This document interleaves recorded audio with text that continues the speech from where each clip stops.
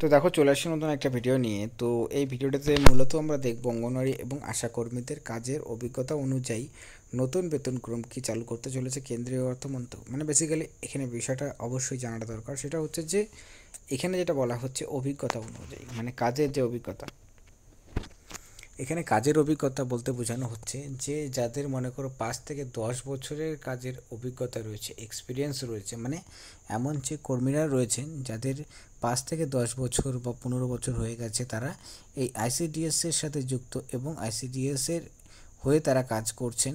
তো সেই সমস্ত কর্মীদের জন্য কিন্তু এটা বড়সড় গুড নিউজ। কেন্দ্রীয় সরকারের দ্বারা অবশ্যই 2024-এর মধ্যেই আসার সম্ভাবনা রয়েছে।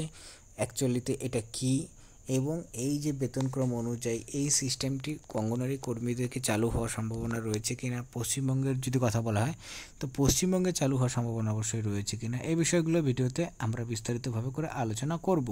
তো অবশ্যই ভিডিওটি শেষ পর্যন্ত দেখবে এবং যদি ভিডিওটা ভালো লাগে লাইক করবে, চ্যানেল নতুন থাকলে দেখবে কালো রঙের সাবস্ক্রাইব লেখা রয়েছে, সেটা ক্লিক করে রাখবে এরকম ভিডিওসগুলো সবার প্রথমে পাওয়ার জন্য। তো চলো সমালোচনা করে মেন বিষয় যেগুলো সেগুলো আমরা ভিডিওতে আপডেটগুলোকে দেখি।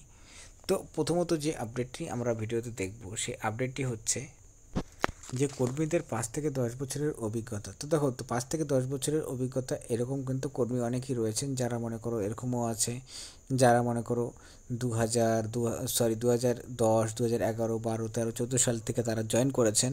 তো সেক্ষেত্রে সেই সব কর্মীদের কিন্তু একটা এক্সপিরিয়েন্স যথেষ্ট তারা হয়েছে, 10 বছর প্লাস তাদের একটা অভিজ্ঞতা হয়েছে কাজের। তো এই বিষয়টা উঠে আসার পিছনে মেন রিজনটা হচ্ছে যে অন্যান্য ডিপার্টমেন্টে যদি আমরা দেখি, সরকারি যে ডিপার্টমেন্টগুলো রয়েছে সেই ডিপার্টমেন্টগুলোতে যখনই কর্মীদের একটা কাজের অভিজ্ঞতা হয়, কারণ 3 বছর পর পরে তারা কিন্তু ডিপার্টমেন্টাল যে এক্সামিনেশন সেই এক্সামিনেশনে তারা কিন্তু বুঝতে পারেন, মানে ডিপার্টমেন্টাল এক্সামিনেশনে যেখানে তাদের প্রমোশনের যে রাস্তাটা সেটা কিন্তু থাকে। সো এই যে ডিপার্টমেন্টাল এক্সামিনেশন, তাহলে এই যে ডিপার্টমেন্টাল এক্সামিনেশনটাতে করার পর তাদের কিন্তু সরাসরি প্রমোশন হয় এবং বেতনক্রমের মতো একটা চেঞ্জেস তারা দেখতে পান।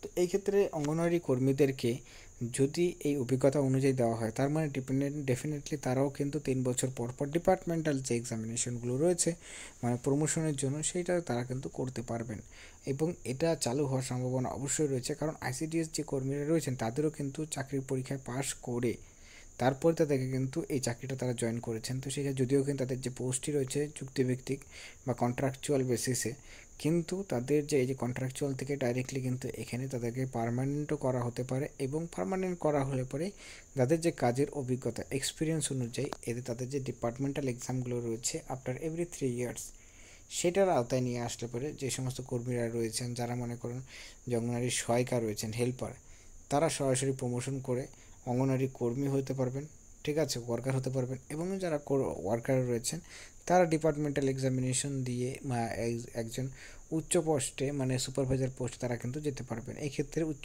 মধ্যে সুপারভাইজার পোস্টের যে সমস্ত কোয়ালিফিকেশনসগুলো লাগে সেগুলো যদি ফুলফিল হয় তাহলে তারা কিন্তু সেই ডিপার্টমেন্টাল এক্সামিনেশনে বসতে পারবেন এবং বসার পর সেখানে তারা যদি কোয়ালিফাই করেন তাহলে পরে তাদেরকে কিন্তু সরাসরি সেই পোস্টের জন্য প্রমোশন করানো হবে। তো এই স্কিমটি অবশ্যই প্রয়োজন এবং এটা কিন্তু অবশ্যই চালু হওয়ার একটা প্রবণতা অবশ্যই থাকে। তো সেক্ষেত্রে অভিজ্ঞতার বেসিসে যদিও কিনা অন্যান্য ডিপার্টমেন্টে এই স্কিমটি বা এই যে রুলসটি চালুও রয়েছে বা এটার অ্যাপ্লিকেবল রয়েছে, তো আইসিডিএস ডিপার্টমেন্টের সাথেও কিন্তু এটাকে নিয়ে আসার সম্ভাবনা রয়েছে এবং এটা হলে পরে কর্মীদের কিন্তু একবারে বেতনক্রমেও চেঞ্জেস আসবে, কারণ প্রমোশন হলে এবং প্রমোশন হলে পরে অবশ্যই সেখানে বেতনক্রমে তাদের একটা পরিবর্তন তারা অবশ্যই দেখতে চলেছেন। তো যাই হোক, এই আপডেটগুলি ছিল ভিডিওতে। ভিডিও দেখার জন্য অসংখ্য ধন্যবাদ।